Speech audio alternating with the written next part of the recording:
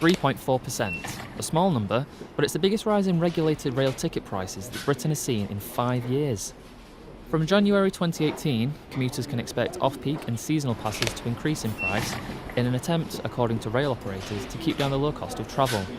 About 97p of every pound spent on our trains is said to go back into maintaining them, but as fares outpace wage growth, unions are saying that the increase is a kick in the teeth. I spoke to Vic Walsh from public service union Unison to see if they agree. So there's a real detrimental effect on people's living standards. They simply have to pay more to fund their train travel, which impacts on them cutting things like food and energy.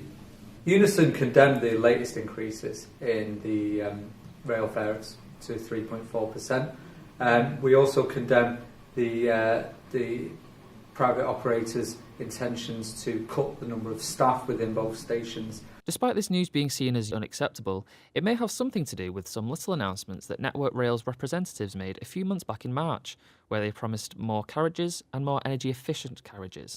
In a statement made by their local spokesperson, Northern said that they were going to deliver new trains, improved trains, better services and more stations, all to transform local rail by 2020.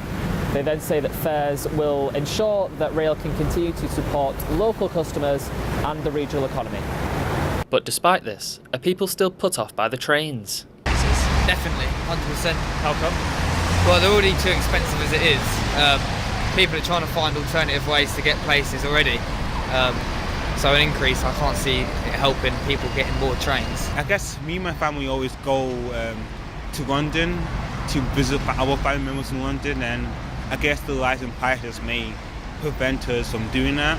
Whether or not this news is as bad as it's being made out to be, it's clear that these increases are unwelcome news to the public, and even clearer that unions are there to keep rail companies on track. Matthew Wood, Keys News.